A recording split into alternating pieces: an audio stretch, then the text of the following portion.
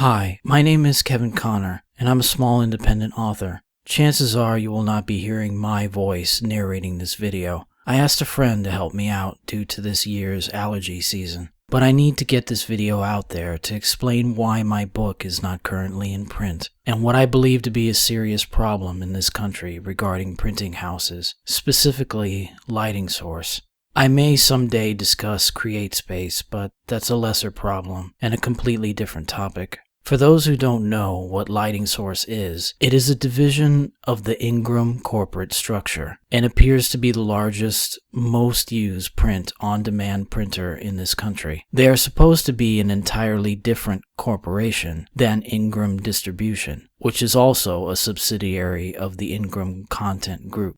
Unfortunately, their business practices leave a lot of unanswered questions. I first signed up with them a few years ago with minor setup issues, including but not exclusive to a complete lack of proper printing profiles, which made producing my cover extremely difficult. The board refused to allow the printer to create his own profile, and HP did not provide them with any official printing profiles. That was just a minor annoyance, which I mentioned in the hopes that somebody may fix that issue someday. My major financial problems with Lighting Source's billing did not occur until I started doing book signings at Barnes & Noble. Then everything seemed to blow up. Between certain managers at certain stores, orders seemed to be placed and then disappear. This lack of communication with some of these managers caused me to first suspect foul play on Barnes & Noble's end. As 2 months after my first signing at one of the Barnes & Nobles, I received notice of dozens of books being returned to Lighting Source. What Lighting Source showed me was line after line of books being returned on an individual or paired basis. Most of them were 1 return, 1 refund, 2 returns, 2 refunds, etc. These returns happened within just a few weeks of the books having been ordered. A total turnaround time of what appeared to be less than 3 weeks of printing and shipping. For those of you who have printed books to order, I'm sure you recognize how strange the invoice appeared to me in not only transit time, but order processing time. This first set I thought little of, because I did not sell all the books at my signing. I was told by Barnes & Noble that they ordered just around 50 books to distribute in all the Barnes & Nobles in my area. This is where the problem with Barnes & Noble came in, as in more than half the Barnes & Nobles in my area refused to carry a book that wasn't by a major publisher, and those managers gave misinformation about their independent publisher program. At first, I thought these stores were ordering my books and returning them, which would have been in violation of my agreement with Barnes & Noble. This suspicion was compounded at one Barnes & Noble signing when my books had been there for only 1 week, and nearly yanked off the shelves the day of my signing.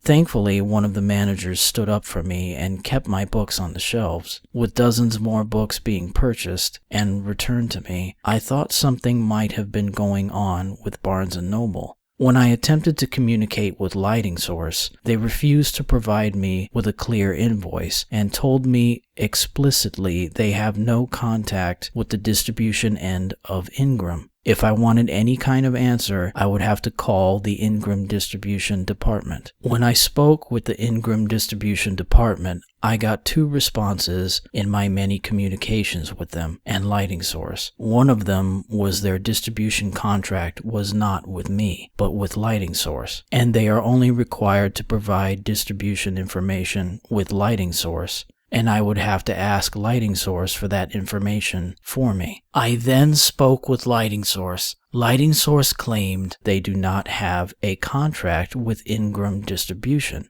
This claim came directly from Patty Roberts, and that she had no access to any kind of distribution information from Ingram, and they don't keep records of when books are printed and shipped. She also stressed that they are 2 separate companies and do not share information. She then asked why I would question the incomplete invoices into my account. along with automatic billing. She told me if I wanted answers, I would need to speak with Ingram Distribution.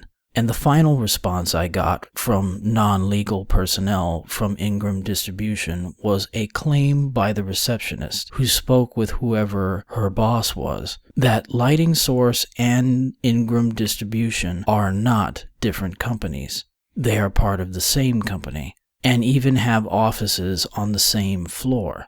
When I verified the names of the people I was speaking with, she said yes, they are all here. Far be it from me to trust the word of a receptionist, especially in legal matters, but her response threw me for a loop, because it suggested to me that somewhere along the lines of communication were being tainted. It was from then on I started examining their business structure and communication in detail. As I tried to sort it out with the legal counsel at Ingram, it was shortly after I started to suspect Ingram was at fault, and that Barnes & Noble was not part of the equation. It was around the same time I realized that Lighting Source was using the same counsel as Ingram Distribution. What I realized about this business structure is that it is entirely capable of concealing sales fraud. The sequence of events are as follows. You sign up with Lighting Source. Lighting Source then offers services to print your book and sign you up in a contract with distribution with Ingram's distribution channels, as well as a separate contract for direct print services such as to Amazon.com. When your book is ordered, Lighting Source prints your book, charges you for the print job, and sends it to the distribution channel that placed the order for your book. The businesses which ordered the book then has up to 90 days to return your book. If your book is returned, you have one of two choices. Have them just destroy the book, in which case you are still charged for the full print job. Or 2, have them ship the book to your home, in which case they also charge you for the return shipping fee to Lighting Source and to your home. You are then invoiced in a manner that Ingram claims protects the identity of their customers. Ingram claims that Ingram Distribution is a Lighting Source customer, so every single order processed through Ingram Distribution has Ingram Distribution as the person who ordered the book. They mix up the orders and break them apart into single digits, or they combine all of the orders that were returned so that it appears as though they all came from a single large order. Mixing the orders together like this for me to view appears as a commingling of orders from my perspective. Even though the orders were separate and unique, as I am told, keep in mind I still have no tangible proof. While I fully support the anonymous ordering protection that Ingram Distribution and Baker and Taylor believe in, I do not support the commingling of multiple separate orders, nor do I support the act of Ingram claiming that it is its own customer. Distributors other than Ingram and Baker and Taylor use anonymous customer identification numbers, CINs, and accurately display the number of books attached to those CINs. They do this to protect against fraud. The reason why it's a protection against fraud is to provide both the company and the publisher with enough information to determine if a customer is intentionally ordering books just to return them for the purpose of harming the publisher. This also allows publishers to prevent CINs who are abusing the return system from returning any more books. During this period, Ingram had absolutely no interest in providing investigative services or the tool necessary for the publishers to identify the sources of sales fraud. Now you may ask why I bring up the word fraud. Fraud is specifically an act of deception or breach of confidence that results in the profit of the person committing the deceit or the breach of confidence. Customers do not need to be fully identified to the publisher. They can simply be identified by an alias. But if a publisher is unable to identify a singular order out of many, and if they were unable to identify a singular customer out of many, then any one of the following incidents can be used to generate false revenue for the company. An employee who typos a higher number than a customer actually ordered, but Lighting Source would be responsible for the cost of the extra print job and not the publisher. 2. a computer glitch which submits multiple orders of the same order, which Barnes & Noble told me has happened in the past. But the entity who placed the order would be responsible for the cost and not the publisher. 3. An intentional attempt by an employee for the purpose of posting higher book sales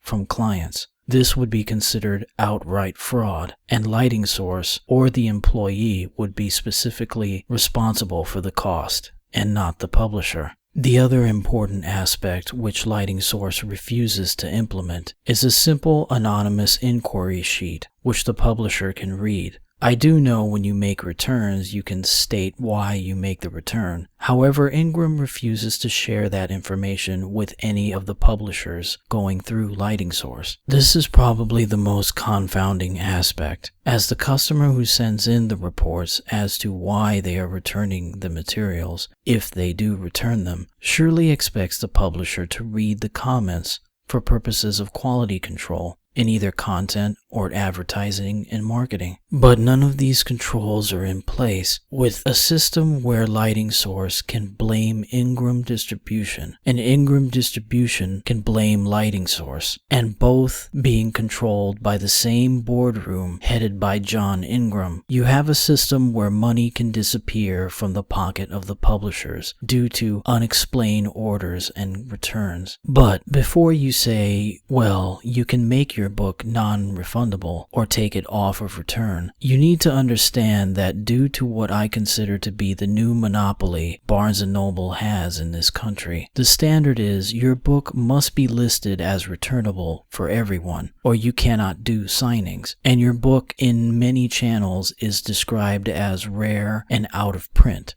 But before you tell me that this is the cost of doing business these days, let me say that I've found multiple reports from people complaining about seeing a large order of their books, followed by an immediate return, as well as one major employee complaint filed against Lighting Source after being dismissed from the company for accidentally placing dozens of false orders. In fact, the entire report reads as if there is some sort of commission involved based on the number of orders an employee will place. Whether or not Lighting Source did any wrong is immaterial. The problem is they concealed information while charging me for services they could not prove were from legitimate orders. This is wrong as far as I'm concerned. At the end of me politely requesting information that is due to me by law, i.e. a comprehensible and complete invoice for the money they charged my account and to my father's credit card, of which they had no permission to do so, for the automatic billing, we gave them permission to use it only once. I received an email from Robin Cutler, who explicitly stated they were severing my contract because of my request. And my request was that they identify their customers with anonymous numbers and provide me with a legal invoice so I can see whether a legitimate customer is ordering these returned books, a cost which was now well over $400 for me. Robin Cutler's email information identified her as being with the larger Ingram Content Group company and not Lighting Source. I'm still fuzzy on whether or not she was part of Lighting Source and not any other division of Ingram, as if her duties crossed company lines, which would be a complete dismantling of the corporate veil, and further proof that there was, or continues to be, something wrong with how Lighting Source and or Ingram Distribution conduct business. After 12 months of attempting to resolve the situation, one final attempt was made when I gave them notice I would be producing this video explaining in great detail what had gone on. Various law enforcement and customer protection agencies were contacted, but due to lack of complaints filed with those agencies and a failure to meet a $10,000 threshold, they are incapable of taking on the issue themselves. Despite the fact that multiple agencies told me that, yes, they are violating proof of sales laws, the only option would be a class action or civil suit. Unfortunately, there are a number of costly hurdles I need to jump for either.